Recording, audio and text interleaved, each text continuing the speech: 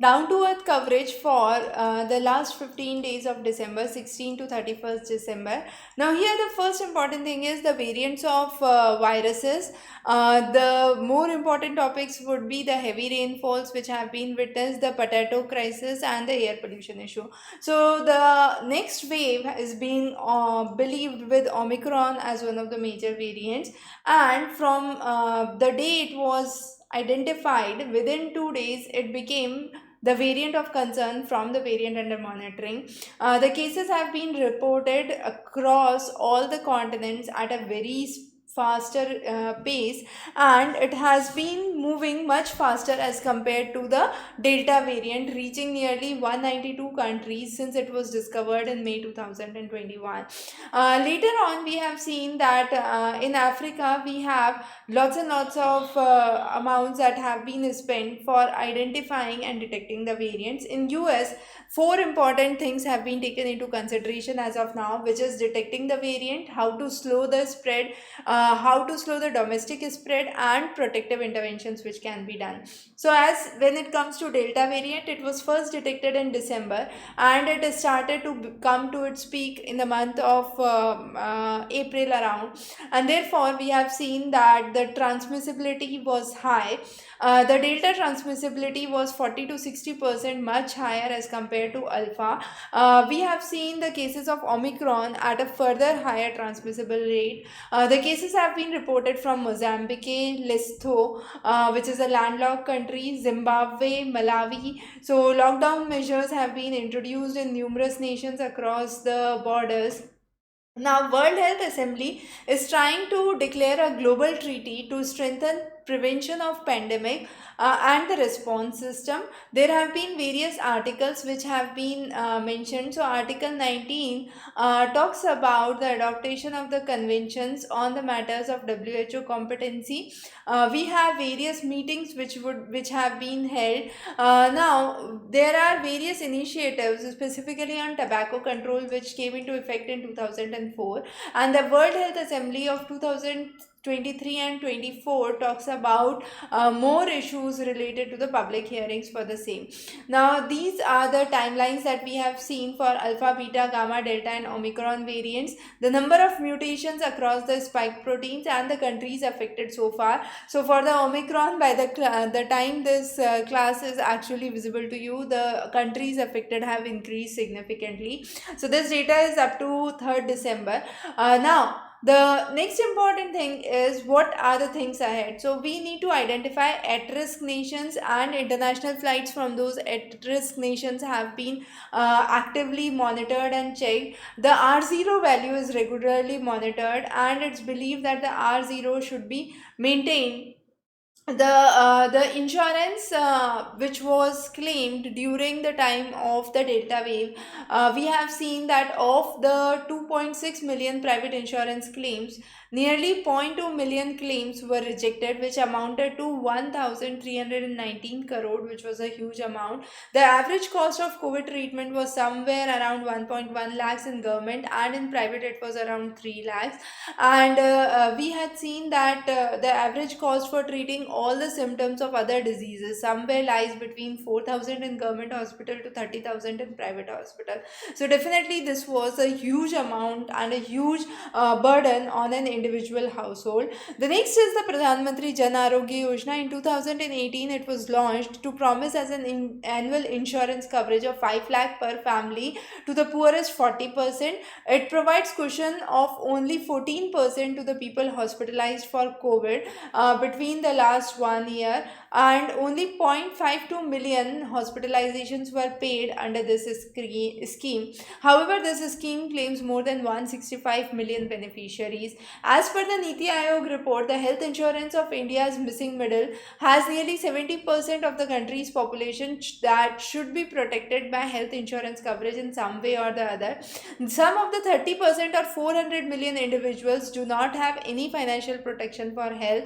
7% of the population is pushed into poverty every year due to increasing burden of healthcare costs. So that is how we have seen the drives during the first wave and the second wave, the government expenditure versus the household expenditure, how the pictures have actually changed. So there have been other compensation policies, for example, Corona Rakshak, Corona Kavach, which are indemnity based options. Then the economic survey talks about the public health expenditure, which is currently 1% to 3% of the GDP, and this could reduce the out of pocket expenditure by half. So, we have case studies from Odisha. Biju Swasthya Kalyan is one of the institutions. Then we have various other states where we have high record number of patients being treated under the Pradhan Mantri Jan Arogya Yojana. Across the world, we have seen inequality and the gaps between the rich and the poor ever widening. Nearly half of the population of the world has neither the wealth nor the capital which is necessary for a basic decent life. Government is deprived of the adequate wealth, which can lead to further worsening conditions due to pandemic. We have seen that the person belonging to top 10% earns 20 times the average amount, which is the average level of standard of living, and one fifth of the national income comes with the hand of just 1%. However, bottom 50% have just 13% of the national income. So this gap is widening and ever widening. So again, an important thing that has to be taken into account. The private wealth in the rich country is twice the level which it had been in 1970. So in 50 years, the private wealth has nearly doubled, a significant amount which has been increased in the hands of the few. Also, we have seen the heavy rainfalls in the recent months of October and November, and that was due to unusual depressions and low pressures in the Indian Ocean. Numerous cyclones have been witnessed. Javad was one of the cyclones which landmarked Odisha. However, it did not turn into the severe storm. And these are some of the clippings which are available in the handout, which shows how the southern districts have been affected and have witnessed more than excess rainfall than always. Okay. The next is the state-wise data. For example, Kerala, October rains were highest since 1901. In Tamil Nadu, the rains were 137% above normal. Similarly, we had Karnataka, Andhra Pradesh. The next is the Annamaya project. Now, this is designed about the maximum rainfall in the last 25 years. The highest have been witnessed in the drought regions in the last 50 years. Now, what are the causes of rain? First is definitely the climate change and the La Nina, which triggers low pressure formations in India, leading to higher rainfall than normal. Arabian Sea, warming of Arabian Sea, and western disturbances, extratropical storms in the upper layers, with delayed withdrawal of the monsoon are some of the reasons which have accentuated this process actually. The next is the controversial potato varieties under the global brand of the chips. Now here we had the campaign by PepsiCo, and this PepsiCo verdict is under limelight these days.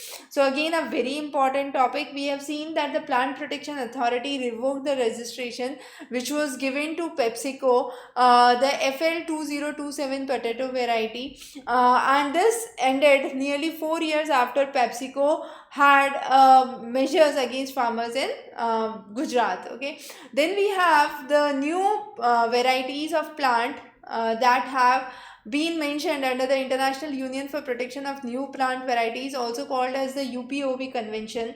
What are the rights and what is being barred is mentioned here clearly. So the PepsiCo applied for the registration of the variety in 2011. In 2018 and 19, potato growers in Gujarat were brought for the violation of its patent rights, and then there had been various issues pertaining to the same. The next is the air pollution. We have seen higher levels of air pollution, which has created a severe havoc and air quality index deteriorating in the regions of Delhi NCR. Nearly 1.2 million Indians die every year due to exposure to air pollution.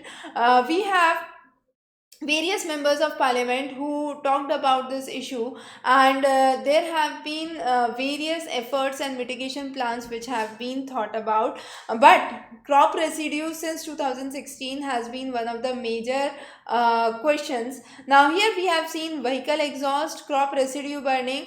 household biomass burning, industry, thermal power plants, firecrackers, waste burning as some of the parameters that have affected it. So there are three laws: water prevention and environmental protection act. The last amendment was on Air Act, which was in 1987.